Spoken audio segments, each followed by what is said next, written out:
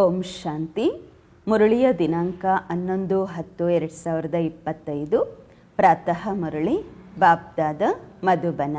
ತಂದೆ ತಿಳಿಸುತ್ತಾರೆ, ಮಧುರ ಮಕ್ಕಳೇ, ನಿಮ್ಮ ಕರ್ತವ್ಯವಾಗಿದೆ ಎಲ್ಲರಿಗೂ ಸ್ಥಿರವಾದ ಸುಖ ಮತ್ತು ಶಾಂತಿಯ ಮಾರ್ಗ ತೋರಿಸುವುದು. ಶಾಂತಿಯಲ್ಲಿ ಇರಿ ಮತ್ತು ಶಾಂತಿಯ ಉಡುಗೊರೆಯನ್ನು, ಬಹುಮಾನವನ್ನು ಕೊಡಿ. ಪ್ರಶ್ನೆ: ಯಾವ ಗುಹ್ಯ ರಹಸ್ಯವನ್ನು ತಿಳಿದುಕೊಳ್ಳಲು ಬೇಹದ್ದಿನ ಬುದ್ಧಿ ಬೇಕು? ಯಾವ ಗುಹ್ಯ ರಹಸ್ಯವನ್ನು ತಿಳಿದುಕೊಳ್ಳಲು ಬೇಹದ್ದಿನ ಬುದ್ಧಿ ಬೇಕು? ಉತ್ತರ: ಡ್ರಾಮಾದ ಯಾವ ದೃಶ್ಯ ಯಾವ ಸಮಯದಲ್ಲಿ ನಡೆಯಬೇಕಾಗಿದೆ ಅದೇ ಸಮಯದಲ್ಲಿ ನಡೆಯುತ್ತೆ. ಇದರ ಅಕ್ಯುರೇಟ್ ಆಯುಷ್ಯಿದೆ. ತಂದೆಯು ತನ್ನ ಅಕ್ಯುರೇಟ್ ಸಮಯಕ್ಕೆ ಬರುತ್ತಾರೆ. ಇದರಲ್ಲಿ 1 ಸೆಕೆಂಡಿನ ಅಂತರವೂ ಆಗಲು ಸಾಧ್ಯವಿಲ್ಲ. ಪೂರ್ತಿ 5000 ವರ್ಷಗಳ ನಂತರ ತಂದೆಯೇ ಬಂದು ಪ್ರವೇಶ ಮಾಡುತ್ತಾರೆ. ಈ ಗುಹ್ಯ ರಹಸ್ಯವನ್ನು ತಿಳಿದುಕೊಳ್ಳಲು ಬೇಹದ್ದಿನ ಬುದ್ಧಿ ಬೇಕು. ಗೀತೆ: ಬದಲಾಗಲಿ ಪ್ರಪಂಚ, ಆದರೆ ನಾವು ಬದಲಾಗುವುದಿಲ್ಲ. ಅಂದರೆ ಬಾಬನ ಮಕ್ಕಳೇನಾಗಿದ್ದೇವೆ, ಯಾವ ಕಾರಣಕ್ಕೂ ಆ ಪ್ರಪಂಚದ ಆಕರ್ಷಣೆಯಲ್ಲಿ ಬರುವುದಿಲ್ಲ. ಓಂ ಶಾಂತಿ. ಆತ್ಮಿಕ ಮಕ್ಕಳ ಪ್ರತಿ ಆತ್ಮಿಕ ತಂದೆ ಕುಳಿತು ತಿಳಿಸುತ್ತಾರೆ, ಮಕ್ಕಳಿಗೆ ಮಾರ್ಗವನ್ನು ತೋರಿಸುತ್ತಿದ್ದಾರೆ, ಶಾಂತಿಧಾಮ ಮತ್ತು ಸುಖಧಾಮದ್ದು. ಈ ಸಮಯದಲ್ಲಿ ಎಲ್ಲ ಮನುಷ್ಯರು ವಿಶ್ವದಲ್ಲಿ ಶಾಂತಿಯನ್ನು ಬಯಸುತ್ತಾರೆ. ಪ್ರತಿಯೊಬ್ಬರು ವ್ಯಕ್ತಿಗತ ರೂಪದಲ್ಲಿಯೂ ಬಯಸುತ್ತಾರೆ ಮತ್ತು ವಿಶ್ವದಲ್ಲಿಯೂ ಶಾಂತಿಯನ್ನು ಬಯಸುತ್ತಾರೆ. ಪ್ರತಿಯೊಬ್ಬರೂ ಹೇಳುತ್ತಾರೆ, ಮನಸ್ಸಿಗೆ ಶಾಂತಿ ಬೇಕು ಎಂದು. ಈಗ ಅದು ಎಲ್ಲಿಂದ ಸಿಗಲು ಸಾಧ್ಯ? ಶಾಂತಿಯ ಸಾಗರ ತಂದೆ ಒಬ್ಬರೇ ಆಗಿದ್ದಾರೆ. ಅವರಿಂದ ಆಸ್ತಿ ಸಿಗುವುದು, ಇಂಡಿವಿಜುವಲ್ ಆಗಿಯೂ ಸಿಗುವುದು, ಹೋಲ್ಸೇಲ್ ಆಗಿಯೂ ಸಿಗುವುದು. ಅಂದರೆ ಎಲ್ಲರಿಗೂ ಸಿಗತ್ತೆ. ಯಾವ ಮಕ್ಕಳು ಓದುತ್ತಾರೆ, ತಿಳಿದುಕೊಳ್ಳುತ್ತಾರೆ, ನಾವು ಶಾಂತಿಯ ಆಸ್ತಿ ಪಡೆಯಲು ನಮ್ಮ ಪುರುಷಾರ್ಥ ಮಾಡುತ್ತಿದ್ದೇವೆ ಎಂದು ಅನ್ಯರಿಗೂ ಮಾರ್ಗ ತೋರಿಸುತ್ತಾರೆ. ವಿಶ್ವದಲ್ಲಿ ಶಾಂತಿಯಂತೂ ಆಗಲೇಬೇಕು. ಬಲೆ ಯಾರಾದರೂ ಆಸ್ತಿ ಪಡ್ಕೊಳ್ಳೋಕೆ ಬರದೇ ಇರಲಿ, ಆದರೆ ವಿಶ್ವದಲ್ಲಿ ಶಾಂತಿಯ ಸ್ಥಾಪನೆಯಂತೂ ಆಗಲೇಬೇಕು. ತಾವು ಮಕ್ಕಳ ಕರ್ತವ್ಯವಾಗಿದೆ ಎಲ್ಲ ಮಕ್ಕಳಿಗೂ ಶಾಂತಿ ಕೊಡುವುದು. ಇದು ತಿಳಿದುಕೊಳ್ಳುವುದೇ ಇಲ್ಲ. 2-4 ಜನಕ್ಕೆ ಆಸ್ತಿ ಸಿಗೋದ್ರಿಂದ ಏನಾಗತ್ತೆ? 2-4 ಜನಕ್ಕಲ್ಲ, ಎಲ್ಲರಿಗೂ ತಂದೆಯಿಂದ ಆಸ್ತಿ ಕೊಡಿಸ್ಬೇಕು. ಕೆಲವರಿಗೆ ಮಾರ್ಗ ತೋರಿಸಲಾಗತ್ತೆ. ಆದರೆ ನಿಶ್ಚಯವಿಲ್ಲದ ಕಾರಣ ಅನ್ಯರನ್ನು ತಮ್ಮ ಸಮಾನ ಮಾಡಿಕೊಳ್ಳಲಾಗುವುದಿಲ್ಲ. ಯಾರು ನಿಶ್ಚಯ ಬುದ್ಧಿ ಉಳ್ಳವರಿರುತ್ತಾರೆ ಅವರು ತಿಳಿದುಕೊಳ್ಳುತ್ತಾರೆ, ಬಾಬಾರವರಿಂದ ನಮಗೆ ವರ ಸಿಗ್ತಾ ಇದೆ. ವರದಾನ ಕೊಡ್ತಿದ್ದಾರೆ ಬಾಬಾ. ಆಯುಷ್ಮಾನ್ ಭವ, ಧನವಾನ್ ಭವ ಎಂದು ಹೇಳುತ್ತಿದ್ದಾರೆ. ಕೇವಲ ಹೇಳುವುದರಿಂದ ಅಂತೂ ಆಶೀರ್ವಾದ ಸಿಗುವುದಿಲ್ಲ. ಆಶೀರ್ವಾದ ಬೇಡಿದಾಗ ಅವರಿಗೆ ತಿಳಿಸಲಾಗತ್ತೆ, ತಮಗೆ ಶಾಂತಿ ಬೇಕು ಎಂಬುದಾದರೆ ಇಂತಹ ಪುರುಷಾರ್ಥ ಮಾಡಿ. ಪರಿಶ್ರಮದಿಂದ ಎಲ್ಲವೂ ಸಿಗತ್ತೆ. ಭಕ್ತಿ ಮಾರ್ಗದಲ್ಲಿ ಎಷ್ಟು ಆಶೀರ್ವಾದ ತಗೊಳ್ತಾರೆ. ತಾಯಿ, ತಂದೆ, ಶಿಕ್ಷಕ, ಗುರು ಎಲ್ಲರಿಂದ ಆಶೀರ್ವಾದ ಬೇಡುತ್ತಾರೆ. ನಾವು ಸುಖಿಗಳಾಗಿರಬೇಕು, ಶಾಂತರಾಗಿರಬೇಕೆಂದು. ಆದರೆ ಇರಲಿಕ್ಕಾಗಲ್ಲ. ಏಕೆಂದರೆ ಅಷ್ಟೊಂದು ಜನ ಮನುಷ್ಯರಿದ್ದಾರೆ. ಅವರಿಗೆ ಸುಖ ಶಾಂತಿ ಹೇಗೆ ಸಿಗಲು ಸಾಧ್ಯ? ಗಾಯನವೂ ಇದೆ, ಶಾಂತಿ ದೇವ, ಭಗವಂತನಿಗೆ ಹೇಳಲಾಗುವುದು. ಬುದ್ಧಿಯಲ್ಲಿ ಬರುತ್ತೆ, ಏ ಪರಂಪಿತ ಪರಮಾತ್ಮ ನಮಗೆ ಶಾಂತಿಯ ವರದಾನವನ್ನು ಕೊಡಿ, ಆಶೀರ್ವಾದವನ್ನು ಮಾಡಿ ಎಂದು. ವಾಸ್ತವದಲ್ಲಿ ಕೊಡುವಂತಹದ್ದು, ಅದಕ್ಕೆ ಹೇಳಲಾಗತ್ತೆ ಆಶೀರ್ವಾದ ವರದಾನ ಎಂದು. ಯಾವ ವಸ್ತುವನ್ನು ತೆಗೆದು ಕೊಡುತ್ತಾರೆ, ಭಿಕ್ಷೆ ಕೊಡಿ ಅಂತಲೂ ಹೇಳುತ್ತಾರೆ ಅಲ್ವಾ? ಶಾಂತಿಯ ಭಿಕ್ಷೆ ಕೊಡಿ, ಸುಖದ ಭಿಕ್ಷೆ ಕೊಡಿ ಅಂದ್ಬಿಟ್ಟು ಎತ್ತಿ ಕೊಡುವಂತಹದ್ದಕ್ಕೆ ಹೇಳಲಾಗತ್ತೆ. ಹೇಳ್ತಾರೆ, ನಿಮಗೆ ಇದು ಇನಾಮ್ ಆಗಿದೆ, ಉಡುಗೊರೆಯಾಗಿದೆ. ತಂದೆ ಹೇಳುತ್ತಾರೆ, ದಾನ ಕೆಲವರು ಎಷ್ಟೊಂದು ಮಾಡ್ತಾರೆ. ಹಣ ದಾನ ಮಾಡುತ್ತಾರೆ, ಮನೆಯನ್ನು ಕೊಡ್ತಾರೆ, ಬಟ್ಟೆಗಳನ್ನು ದಾನ ಮಾಡುತ್ತಾರೆ. ಅದಾಯಿತು, ದಾನ ಪುಣ್ಯ ಅಲ್ಪ ಕಾಲಕ್ಕಾಗಿ. ಮನುಷ್ಯರು ಮನುಷ್ಯರಿಗೆ ಕೊಡುತ್ತಾರೆ, ಶ್ರೀಮಂತರು ಬಡವರಿಗೆ ಕೊಡ್ತಾರೆ, ಅಥವಾ ಶ್ರೀಮಂತರು ಶ್ರೀಮಂತರಿಗೆ ಕೊಡ್ತಾ ಬರ್ತಾರೆ. ಆದರೆ ಇದಂತೂ ಶಾಂತಿ ಸುಖ ಸ್ಥಾಯಿ ಸ್ಥಿರವಾಗಿರುವಂತಹ ಶಾಂತಿ ಸುಖದ ಮಾತಾಗಿದೆ. ಇಲ್ಲಂತೂ ಒಂದು ಜನ್ಮಕ್ಕೋಸ್ಕರನೂ ಕೂಡ ಯಾರೂ ಸುಖ ಶಾಂತಿ ಕೊಡಲು ಸಾಧ್ಯವಿಲ್ಲ. ಏಕೆಂದರೆ ಅವರ ಬಳಿಯೇ ಇಲ್ಲ. ಕೊಡುವಂತಹವರು ಒಬ್ಬ ತಂದೆಯಾಗಿದ್ದಾರೆ. ಅವರಿಗೆ ಸುಖ ಶಾಂತಿ ಪವಿತ್ರತೆಯ ಸಾಗರ ಎಂದು ಹೇಳಲಾಗುವುದು. ಶ್ರೇಷ್ಠಾತಿ ಶ್ರೇಷ್ಠ ಭಗವಂತನ ಮಹಿಮೆ ಗಾಯನವಾಗಿದೆ. ತಿಳ್ಕೊಳ್ತಾರೆ ಅವರಿಂದಲೇ ಶಾಂತಿ ಸಿಗುವುದು. ಮತ್ತೆ ಆ ಸಾಧು ಸಂತರ ಬಳಿ ಹೋಗ್ತಾರೆ. ಏಕೆಂದರೆ ಭಕ್ತಿ ಮಾರ್ಗ ಅಲ್ವಾ, ಸುತ್ತಾಡ್ತಾ ಇರ್ತಾರೆ. ಅದೆಲ್ಲ ಅಲ್ಪಕಾಲಕ್ಕಾಗಿ ಪುರುಷಾರ್ಥ. ತಾವು ಮಕ್ಕಳು ಈಗ ಎಲ್ಲ ಬಂದ್ ಮಾಡಿದ್ದೀರ. ತಮ್ಮದೆಲ್ಲ ಸುತ್ತಾಟ ನಿಂತು ಹೋಗಿದೆ, ಬಂದಾಗಿದೆ. ತಾವು ಬರೆಯುತ್ತೀರಾ, ಬೇಹದ್ದಿನ ತಂದೆಯಿಂದ ನಮಗೆ 100% ಪವಿತ್ರತೆ ಸುಖ ಶಾಂತಿಯ ಆಸ್ತಿ ಸಿಗ್ತಿದೆ, ನಾವು ಪಡ್ಕೊಳ್ತಾ ಇದ್ದೀವಿ. ಇಲ್ಲಿ 100% ಪವಿತ್ರತೆ ಸುಖ ಶಾಂತಿ ಇದೆ. ಆದರೆ ಮನುಷ್ಯರು ತಿಳಿದುಕೊಳ್ಳುವುದಿಲ್ಲ. ಹೇಳ್ತಾರೆ ಋಷಿ ಮುನಿಗಳಂತೂ ಪವಿತ್ರರಾಗಿದ್ದಾರೆಂದು. ಆದರೆ ಅವರ ಜನ್ಮವಂತೂ ಮತ್ತೆಯೂ ಸಹ ವಿಕಾರದಿಂದಲೇ ಆಗಿದೆ ಅಲ್ವಾ. ಮೂಲ ಮಾತೆ ಇದಾಗಿದೆ. ರಾವಣ ರಾಜ್ಯದಲ್ಲಿ ಪವಿತ್ರತೆ ಇರಲು ಸಾಧ್ಯವಿಲ್ಲ. ಪವಿತ್ರತೆ ಸುಖ ಎಲ್ಲವುಗಳ ಸಾಗರ ಒಬ್ಬ ತಂದೆಯಾಗಿದ್ದಾರೆ. ತಾವು ತಿಳಿದುಕೊಂಡಿದ್ದೀರಾ, ನಮಗೆ ಶಿವ ತಂದೆಯಿಂದ 21 ಜನ್ಮಗಳು ಅಂದರೆ ಅರ್ಧ ಕಲ್ಪಕ್ಕಾಗಿ 2500 ವರ್ಷಗಳಿಗಾಗಿ ಆಸ್ತಿ ಸಿಗುವುದು. ಇದಂತೂ ಗ್ಯಾರಂಟಿ. ಅರ್ಧ ಕಲ್ಪ ಸುಖಧಾಮ, ಅರ್ಧ ಕಲ್ಪ ದುಃಖಧಾಮವಿರುವುದು. ಸೃಷ್ಟಿಯ 2 ಭಾಗಗಳಿವೆ, ಒಂದು ಹೊಸದು, ಒಂದು ಹಳೆಯದು. ಆದರೆ ಹಳೆಯದು ಯಾವಾಗತ್ತೆ, ಹೊಸದು ಯಾವಾಗತ್ತೆ, ಇದನ್ನು ಸಹ ಮನುಷ್ಯರು ತಿಳಿದುಕೊಂಡಿಲ್ಲ. ವೃಕ್ಷದ ಆಯುಷ್ಯು ಅಷ್ಟು ಆಕ್ಯುರೇಟ್ ಆಗಿ ಹೇಳಲಾಗುವುದಿಲ್ಲ ಅವರಿಗೆ. ಈಗ ತಂದೆಯ ಮೂಲಕ ತಾವು ಈ ವೃಕ್ಷದ ಜ್ಞಾನವನ್ನು ತಿಳಿದುಕೊಂಡಿದ್ದೀರಾ. 5000 ವರ್ಷಗಳ ಹಳೆಯ ವೃಕ್ಷ ಇದಾಗಿದೆ. ಇದರ ಆಕ್ಯುರೇಟ್ ಆಯುಷ್ಯನ ಬಗ್ಗೆ ತಮಗೆ ಗೊತ್ತಿದೆ. ಮತ್ತೆ ಏನೆಲ್ಲ ವೃಕ್ಷಗಳಿರತ್ತೆ ಅದರ ಆಯುಷು ಯಾರಿಗೂ ಗೊತ್ತಿರೋದಿಲ್ಲ. ಅಂದಾಜಾಗಿ ಹೇಳುತ್ತಾರೆ. ಬಿರುಗಾಳಿ ಬರುತ್ತೆ, ಆಗ ವೃಕ್ಷ ಬಿದ್ದು ಹೋಗುತ್ತೆ, ಆಯುಷು ಪೂರ್ತಿ ಆಗ್ಬಿಡತ್ತೆ. ಮನುಷ್ಯರಿಗೆ ಅಚಾನಕ ಮೃತ್ಯು ಆಗತ್ತೆ. ಈ ಬೇಹದ್ದಿನ ವೃಕ್ಷದ ಆಯುಷು ಪೂರ್ತಿ 5000 ವರ್ಷಗಳಾಗಿದೆ. ಇದರಲ್ಲಿ ಒಂದು ದಿನವೂ ಸಹ ಕಡಿಮೆ ಹೆಚ್ಚು ಆಗುವುದಿಲ್ಲ. ಇದು ಮಾಡಲ್ಪಟ್ಟ ವೃಕ್ಷವಾಗಿದೆ. ಇದರಲ್ಲಿ ವ್ಯತ್ಯಾಸವಾಗಲು ಸಾಧ್ಯವಿಲ್ಲ. ಡ್ರಾಮಾದಲ್ಲಿ ಏನೆಲ್ಲ ದೃಶ್ಯಗಳು ಯಾವ ಸಮಯಕ್ಕೆ ನಡೆಯಬೇಕಾಗಿದೆ ಅದೇ ಸಮಯಕ್ಕೆ ನಡೆಯುತ್ತೆ. ಪುನರಾವರ್ತನೆ ಆಗುತ್ತಿರತ್ತೆ. ಆಯುಷು ಸಹ ಆಕ್ಯುರೇಟ್ ಆಗಿದೆ. ತಂದೆ ಹೊಸ ಪ್ರಪಂಚ ಸ್ಥಾಪನೆ ಮಾಡಲು ಬರಬೇಕಾಗುವುದು. ಆಕ್ಯುರೇಟ್ ಸಮಯಕ್ಕೆ ಬರುತ್ತಾರೆ. 1 ಸೆಕೆಂಡಿನ ಅಂತರವೂ ಆಗಲು ಸಾಧ್ಯವಿಲ್ಲ. ಇದು ಸಹ ಈಗ ನಿಮ್ಮ ಬೇಹದ್ದಿನ ಬುದ್ಧಿಯಲ್ಲಿ ಇದೆ. ನೀವೇ ತಿಳಿದುಕೊಳ್ಳುತ್ತೀರಾ. ಪೂರ್ತಿ 5000 ವರ್ಷಗಳ ನಂತರ ತಂದೆ ಬಂದು ಪ್ರವೇಶ ಮಾಡುತ್ತಾರೆ. ಆದ್ದರಿಂದ ಶಿವರಾತ್ರಿ ಎಂದು ಹೇಳುತ್ತೇವೆ. ಕೃಷ್ಣನಿಗಾಗಿ ಜನ್ಮಾಷ್ಟಮಿ ಎಂದು ಹೇಳುತ್ತೇವೆ. ಶಿವನ ಜನ್ಮಾಷ್ಟಮಿ ಎಂದು ಹೇಳುವುದಿಲ್ಲ, ಶಿವನ ರಾತ್ರಿ ಎಂದು ಹೇಳಲಾಗುವುದು. ಏಕೆಂದರೆ ಒಂದು ವೇಳೆ ಜನ್ಮವಾದರೆ ಮೃತ್ಯುವು ಆಗಬೇಕಾಗುವುದು. ಮನುಷ್ಯರ ಜನ್ಮದಿನ ಎಂದು ಹೇಳಲಾಗುವುದು. ಶಿವನಿಗಾಗಿ ಸದಾ ಶಿವರಾತ್ರಿ ಎಂದು ಹೇಳುತ್ತೇವೆ. ಪ್ರಪಂಚದವರು ಈ ಮಾತುಗಳನ್ನು ತಿಳಿದುಕೊಂಡಿಲ್ಲ. ತಾವು ತಿಳಿದುಕೊಂಡಿದ್ದೀರಾ. ಶಿವರಾತ್ರಿ ಎಂದು ಏಕೆ ಹೇಳುವುದು, ಜನ್ಮಾಷ್ಟಮಿ ಎಂದು ಏಕೆ ಹೇಳುವುದಿಲ್ಲ? ಅವರ ಜನ್ಮ ದಿವ್ಯವಾಗಿದೆ, ಅಲೌಕಿಕವಾಗಿದೆ. ಬಾಬರವರ ಜನ್ಮ ದಿವ್ಯ ಅಲೌಕಿಕ. ಬೇರೆ ಯಾರ್ದು ಈ ರೀತಿ ಆಗಲು ಸಾಧ್ಯವಿಲ್ಲ. ಇದನ್ನು ಯಾರೂ ತಿಳಿದುಕೊಂಡಿಲ್ಲ. ಶಿವ ತಂದೆ ಯಾವಾಗ ಬರ್ತಾರೆ, ಹೇಗೆ ಬರ್ತಾರೆ, ಶಿವರಾತ್ರಿಯ ಅರ್ಥ ಏನಾಗಿದೆ, ಇದೆಲ್ಲವನ್ನ ತಾವು ತಿಳಿದುಕೊಂಡಿದ್ದೀರಾ. ಇದಾಗಿದೆ ಬೇಹದ್ದಿನ ರಾತ್ರಿ. ಭಕ್ತಿಯ ರಾತ್ರಿ ಪೂರ್ಣವಾಗಿ ದಿನವಾಗುವುದು. ಬ್ರಹ್ಮರವರ ರಾತ್ರಿ ಮತ್ತು ಬ್ರಹ್ಮರವರ ದಿನವೇ ಬ್ರಾಹ್ಮಣರ ರಾತ್ರಿ, ಬ್ರಾಹ್ಮಣರ ದಿನವಾಗುವುದು. ಒಬ್ಬ ಬ್ರಹ್ಮರವರ ಆಟ ನಡೆಯುವುದಿಲ್ಲ. ಈಗ ತಾವು ತಿಳಿದುಕೊಂಡಿದ್ದೀರಾ. ಈಗ ದಿನ ಪ್ರಾರಂಭವಾಗಲಿದೆ. ಓದುತ್ತಾ ಓದುತ್ತಾ ನಮ್ಮ ಮನೆಯನ್ನು ನಾವು ತಲುಪುತ್ತೇವೆ. ನಂತರ ದಿನದಲ್ಲಿ ಅಂದರೆ ಸತ್ಯಯುಗದಲ್ಲಿ ಬರುತ್ತೇವೆ.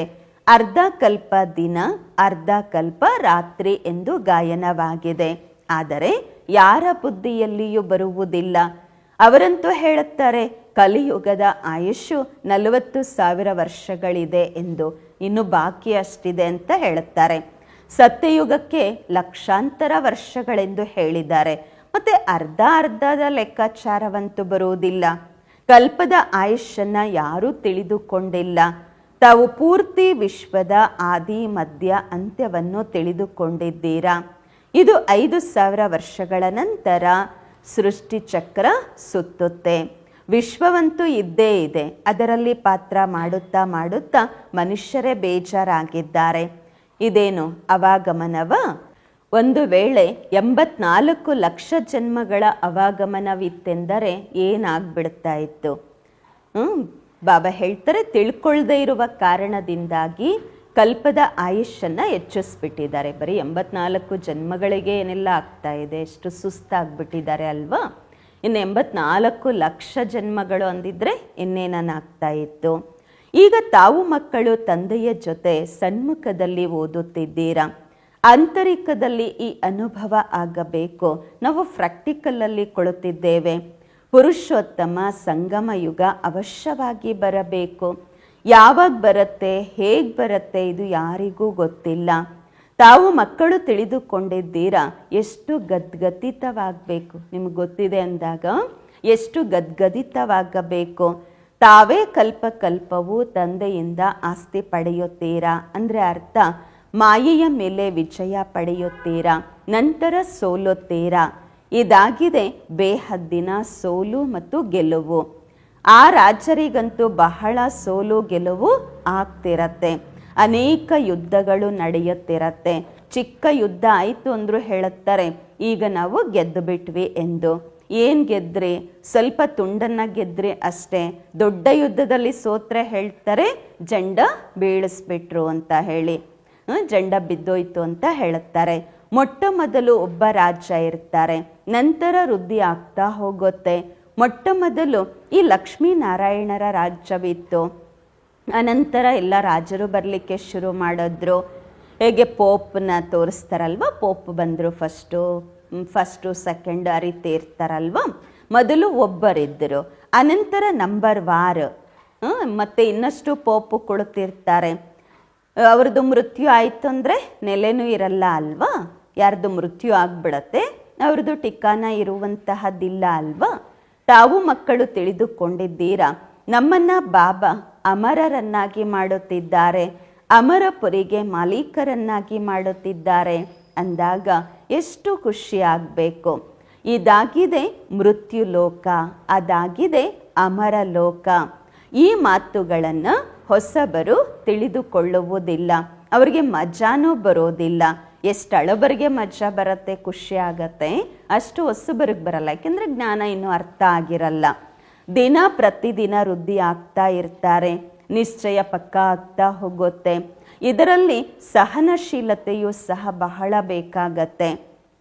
ಇದಂತೂ ಅಸುರಿ ಪ್ರಪಂಚ. ದುಃಖ ಕೊಡುವುದರಲ್ಲಿ ನಿಧಾನವೇ ಮಾಡುವುದಿಲ್ಲ. ನೀವು ಆತ್ಮ ಹೇಳುತ್ತೀರಾ ನಾವೀಗ ತಂದೆಯ ಶ್ರೀಮತದಂತೆ ನಡೆಯುತ್ತಿದ್ದೇವೆ. ನಾವು ಸಂಗಮ ಯುಗದಲ್ಲಿದ್ದೇವೆ, ಬಾಕಿ ಎಲ್ಲರೂ ಕಲಿಯುಗದಲ್ಲಿದ್ದಾರೆ. ನಾವು ಈಗ ಪುರುಷೋತ್ತಮರಾಗುತ್ತಿದ್ದೇವೆ. ಪುರುಷರಲ್ಲಿ ಉತ್ತಮ ಪುರುಷರು ವಿದ್ಯಾಭ್ಯಾಸದಿಂದಲೇ ಆಗುತ್ತೇವೆ. ವಿದ್ಯಾಭ್ಯಾಸದಿಂದಲೇ ಚೀಫ್ ಜಸ್ಟಿಸ್ ಆಗ್ತಾರೆ ಅಲ್ವಾ. ತಮಗೆ ತಂದೆ ಓದಿಸುತ್ತಿದ್ದಾರೆ. ಈ ವಿದ್ಯಾಭ್ಯಾಸದಿಂದಲೇ ತಮ್ಮ ಪುರುಷಾರ್ಥದ ಅನುಸಾರವಾಗಿ ಪದವಿ ಪಡೆಯುತ್ತೀರಾ. ಯಾರೆಷ್ಟು ಓದುತ್ತಾರೆ ಅಷ್ಟು ಗ್ರೇಡ್ ಸಿಗತ್ತೆ. ಇದರಲ್ಲಿ ರಾಜ್ಯದ ಗ್ರೇಡ್, ಪದವಿಯ ಗ್ರೇಡ್ ಸಿಗತ್ತೆ. ಹೀಗೆ ಆ ವಿದ್ಯಾಭ್ಯಾಸದಲ್ಲಿ ರಾಜಯ್ಯ ಗ್ರೇಡ್ ಇರುವುದಿಲ್ಲ. ತಾವು ತಿಳಿದುಕೊಂಡಿದ್ದೀರ ನಾವು ರಾಜರಿಗೂ ರಾಜರಾಗುತ್ತಿದ್ದೇವೆ ಅಂದಾಗ ಆಂತರಿಕದಲ್ಲಿ ಎಷ್ಟು ಖುಷಿಯಾಗಬೇಕು. ನಾವು ಡಬಲ್ ಕಿರೀಟಧಾರಿಗಳು, ಬಹಳ ಶ್ರೇಷ್ಠರಾಗುತ್ತೇವೆ. ಭಗವಂತ ತಂದೆ ನಮಗೆ ಓದಿಸುತ್ತಿದ್ದಾರೆ.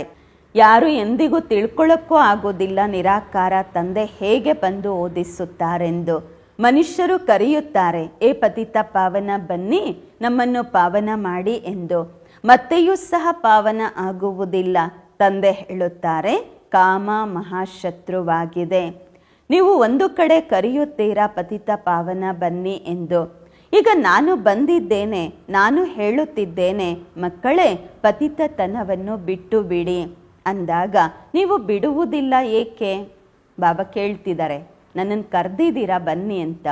ಈಗ ನಾನು ಬಂದಿದ್ದೀನಿ, ನಾನು ಹೇಳ್ತಾ ಇದ್ದೀನಿ ಪತಿತತನವನ್ನು ಬಿಡಿ ಎಂದು. ಮತ್ತೆ ಯಾಕೆ ಬಿಡುವುದಿಲ್ಲ? ಆ ರೀತಿ ತಂದೆ ತಮ್ಮನ್ನ ಪಾವನ ಮಾಡಿಬಿಡ್ತಾರೆ ಸುಮ್ಮನೆ ಹಾಗೇನೆ? ಪತಿತತನ ಬಿಡೋದೇ ಇಲ್ಲ, ಬಾಬಾ ಪಾವನ ಮಾಡಿಬಿಡ್ಬೇಕು ಅಂದರೆ ಹೇಗಾಗತ್ತೆ? ತಾವು ಪತಿತರಾಗಿನೇ ಇರಿ, ತಂದೆ ನಿಮ್ಮನ್ನು ಪಾವನ ಮಾಡ್ತಾರೆ. ಆ ರೀತಿ ಆಗೋದಿಲ್ಲ. ಭಾಳಷ್ಟು ಜನ ಹಾಗೇ ಇರ್ತಾರೆ, ಪತಿತರಾಗಿನೇ ಇರ್ತಾರೆ. ಕೆಲವರು ಸತ್ಯ ಹೇಳುತ್ತಾರೆ, ಬಾಬಾ ಈ ತಪ್ಪಾಯಿತೆಂದು. ಬಾಬಾ ಹೇಳ್ತಾರೆ, ಯಾವುದೇ ಪಾಪಕರ್ಮ ಆಯಿತೆಂದರೆ ತಕ್ಷಣ ತಿಳಿಸಿರಿ, ತಂದೆಗೆ ಬಂದು ಒಪ್ಪಿಸಿರಿ. ಕೆಲವರು ಸತ್ಯ ಹೇಳ್ತಾರೆ, ಕೆಲವರು ಸುಳ್ಳು ಹೇಳ್ತಾರೆ. ಯಾರಾದರೂ ಕೇಳ್ತಾರ?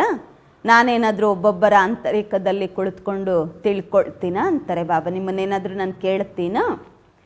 ಒಬ್ಬೊಬ್ಬರ ಆಂತರಿಕದಲ್ಲಿ ಕುಳಿತು ತಿಳ್ಕೊಳ್ತೀನ? ಅದಂತೂ ಇಲ್ಲ. ನಾನು ಬಂದಿದ್ದೇನೆ, ಕೇವಲ ಸಲಹೆ ಕೊಡ್ತೇನೆ ಅಷ್ಟೇ. ಸಲಹೆ ಕೊಡ್ತೀನಿ, ಅದಕ್ಕೋಸ್ಕರ ಬಂದಿದ್ದೀನಿ, ಜ್ಞಾನ ಹೇಳ್ತೀನಿ. ಒಬ್ಬೊಬ್ಬರ ಆಂತರಿಕದಲ್ಲಿ ತೂರಿ ನಾನೇನು ತಿಳ್ಕೊಳ್ಳಲ್ಲ ಅಂತಾರೆ ಬಾಬಾ. ಪಾವನರಾಗಲಿಲ್ಲವೆಂದರೆ ನಿಮಗೆ ನೀವೇ ನಷ್ಟ ಮಾಡಿಕೊಳ್ಳುತ್ತೀರಾ. ಪರಿಶ್ರಮ ಪಟ್ಟು ಪಾವನರಿಂದ ಮತ್ತೆ ಪತಿತರಾಗ್ಬಿಡ್ತೀರಾ. ಪರಿಶ್ರಮ ಪಡ್ತೀರಾ ಪಾವನರಾಗಲಿಕ್ಕೆ, ಮತ್ತೆ ಪತಿತರಾಗ್ಬಿಡ್ತೀರಾ. ಮಾಡಿಕೊಂಡಂತಹ ಸಂಪಾದನೆ ಮತ್ತೆ ನಷ್ಟವಾಗತ್ತೆ, ನಾಚಿಕೆ ಆಗತ್ತೆ. ನಾವು ಸ್ವಯಂವೇ ಪತಿತರಾಗಿದ್ದೇವೆ, ಮತ್ತೆ ಅನ್ಯರಿಗೆ ಹೇಗೆ ಹೇಳುವುದು ಪಾವನರಾಗಿರಿ ಎಂದು? ಆಂತರಿಕದಲ್ಲಿ ಮನಸ್ಸು ತಿನ್ನುತ್ತೆ, ನಾವೆಷ್ಟು ಆಜ್ಞೆಯನ್ನು ಉಲ್ಲಂಘನೆ ಮಾಡುತ್ತಿದ್ದೇವೆ ಎಂದು.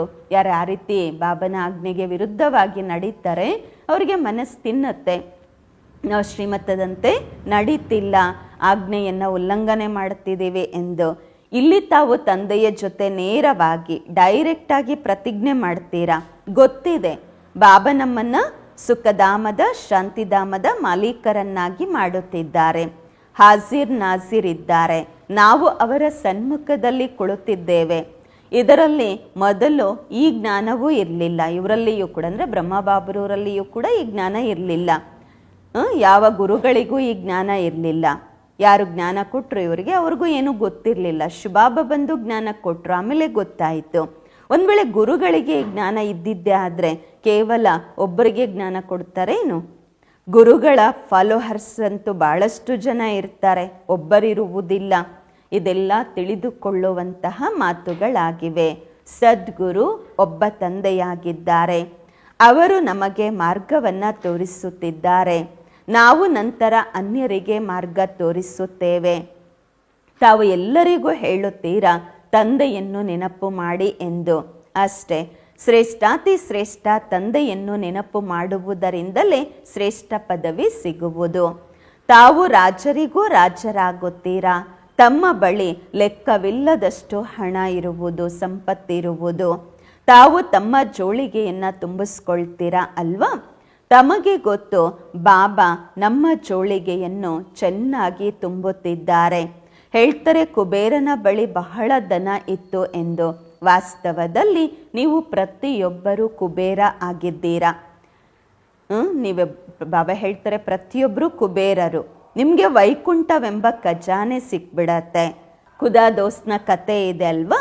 ಅವ್ರಿಗೇನು ಮೊದಲು ಸಿಕ್ತಿತ್ತು, ಅದನ್ನು ಒಂದು ದಿನಕ್ಕಾಗಿ ರಾಜ್ಯ ಭಾಗ್ಯವನ್ನು ಕೊಟ್ಟು ಬಿಡ್ತಾ ಇದ್ರು. ಇದೆಲ್ಲ ದುಷ್ಟ ಅಂತ. ಅಲ್ಲಾಹ್ ಅಂದರೆ ಅರ್ಥ ತಂದೆ. ಅವರು ಅವಲದ್ದೀನ್ ರಚಿಸ್ತಾರೆ, ಮತ್ತೆ ಸಾಕ್ಷಾತ್ಕಾರವಾಗುವುದು. ತಮಗೆ ಗೊತ್ತು ನಾವು ಯೋಗ ಬಲದಿಂದ ವಿಶ್ವದ ರಾಜ್ಯ ಭಾಗ್ಯವನ್ನು ಪಡೆದುಕೊಳ್ಳುತ್ತೇವೆ. ಒಳ್ಳೆಯದು. ಮಧುರಾತಿ ಮಧುರ ಅಗಲಿ ಹೋಗಿ ಮರಳಿ ಸಿಕ್ಕಿರುವ ಮಕ್ಕಳ ಪ್ರತಿಯಾಗಿ ಮಾತ್ಪಿತಾ ಬಾಪ್ದಾದರವರ ನೆನಪು, ಪ್ರೀತಿ, ಬೆಳಗಿನ ವಂದನೆಗಳು. ಆತ್ಮಿಕ ಮಕ್ಕಳಿಗೆ ಆತ್ಮಿಕ ತಂದೆಯ ನಮಸ್ಕಾರಗಳು. ನಾವು ಆತ್ಮಿಕ ಮಕ್ಕಳಿಂದ ಆತ್ಮಿಕ ಮಾತ್ಪಿತಾ ಬಾಪ್ ದಾದಾರವರಿಗೆ ನೆನಪು ಪ್ರೀತಿ ಬೆಳಗಿನ ವಂದನೆಗಳು ಹಾಗೂ ನಮಸ್ಕಾರಗಳು. ಧಾರಣೆಗಾಗಿ ಮುಖ್ಯ ಸಾರ. ಫಸ್ಟ್ ಪಾಯಿಂಟು, ಈ ಆಸುರಿ ಪ್ರಪಂಚದಲ್ಲಿ ಬಹಳ ಸಹನಶೀಲರಾಗಿ ಇರಬೇಕು. ಯಾರೇ ನಿಂದನೆ ಮಾಡಿದರೂ ದುಃಖ ಕೊಟ್ಟರೂ ಸಹ ಸಹನೆ ಮಾಡಿಕೊಳ್ಳಬೇಕು. ತಂದೆಯ ಶ್ರೀಮತವನ್ನು ಎಂದಿಗೂ ಬಿಡಬಾರದು. ಈ ಆಸುರಿ ಪ್ರಪಂಚದಲ್ಲಿ ಬಹಳ ಸಹನಶೀಲರಾಗಿ ಇರಬೇಕು. ಯಾರೇ ನಿಂದನೆ ಮಾಡಿದರೂ ದುಃಖ ಕೊಟ್ಟರೂ ಸಹ ಸಹನೆ ಮಾಡಿಕೊಳ್ಳಬೇಕು. ತಂದೆಯ ಶ್ರೀಮತವನ್ನು ಎಂದಿಗೂ ಬಿಡಬಾರದು. ಎರಡನೇ ಪಾಯಿಂಟು, ಡೈರೆಕ್ಟ್ ಆಗಿ ತಂದೆಯೇ ಪಾವನರಾಗುವ ಆಜ್ಞೆ ಕೊಟ್ಟಿದ್ದಾರೆ. ಆದ್ದರಿಂದ ಎಂದಿಗೂ ಪತಿತರಾಗಬಾರದು. ಎಂದಿಗೂ ಯಾವುದೇ ಪಾಪವಾಯಿತೆಂದರೆ ಮುಚ್ಚಿಟ್ಟುಕೊಳ್ಳಬಾರದು. ಯಾವತ್ತೂ ಸಹ ಬಾಬ್ರೂರ ಬಳಿ ಮುಚ್ಚಿಟ್ಕೊಳ್ಬಾರ್ದು. ವರದಾನ, ಏಕನಾಮಿ ಮತ್ತು ಎಕಾನಾಮಿಯ ಪಾಠದ ಮೂಲಕ ಅಲ್ಚಲಲ್ಲಿಯೂ ಅಚಲ ಅಡೋಲರಾಗಿರಿ. ಏಕನಾಮಿ ಒಬ್ಬ ತಂದೆಯನ್ನು ನೆನಪು ಮಾಡಬೇಕು ಮತ್ತು ಎಕಾನಾಮಿ ಎಲ್ಲದರಲ್ಲಿಯೂ ಕೂಡ ಉಳಿತಾಯ ಮಾಡಬೇಕು. ಈ ಪಾಠದ ಮೂಲಕ ಅಲ್ಚಲಲ್ಲಿಯೂ ಕೂಡ ಅಚಲ ಅಡೋಲರಾಗಿರಿ. ವರದಾನದ ವಿಶ್ಲೇಷಣೆ, ಸಮಯ ಪ್ರಮಾಣವಾಗಿ ವಾಯುಮಂಡಲ ಅಶಾಂತಿ ಮತ್ತು ಅಲ್ಚಲ್ಲು ಹೆಚ್ಚುತ್ತಾ ಹೋಗುತ್ತೆ. ವಾಯುಮಂಡಲದಲ್ಲಿ ಅಶಾಂತಿ ಮತ್ತು ಅಲ್ಚಲ್ಲು ಹೆಚ್ಚುತ್ತಾ ಹೋಗ್ತಿದೆ. ಇಂತಹ ಸಮಯದಲ್ಲಿ ಅಚಲ ಅಡೋಲರಾಗಿರಲು ಬುದ್ಧಿಯ ಲೈನ್ ಬಹಳ ಕ್ಲಿಯರ್ ಇರಬೇಕು. ಇದಕ್ಕಾಗಿ ಸಮಯ ಪ್ರಮಾಣ ಟಚಿಂಗ್ ಮತ್ತು ಕ್ಯಾಚಿಂಗ್ ಪವರ್ನ ಅವಶ್ಯಕತೆ ಇದೆ. ಇದನ್ನು ವೃದ್ಧಿ ಮಾಡಿಕೊಳ್ಳಲು, ಹೆಚ್ಚಿಸಿಕೊಳ್ಳಲು ಏಕನಾಮಿ ಮತ್ತು ಎಕಾನಾಮಿ ಉಳ್ಳವರಾಗಿರಿ.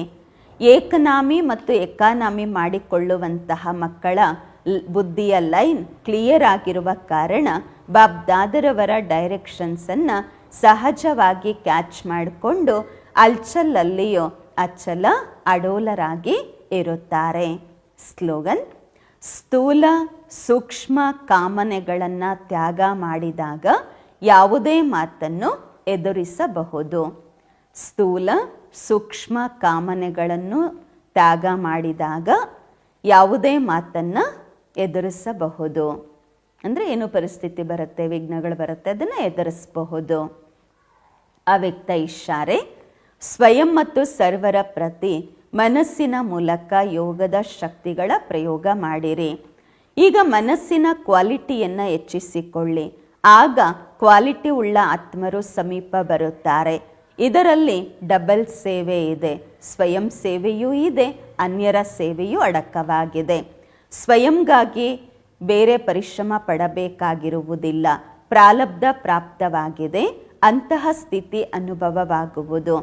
ಪ್ರಾರಬ್ಧ ಪ್ರಾಪ್ತಿ ಆಗಿಬಿಟ್ಟಿದೆ ಅನ್ನುವಂತಹ ಸ್ಥಿತಿ ಅನುಭವವಾಗುವುದು.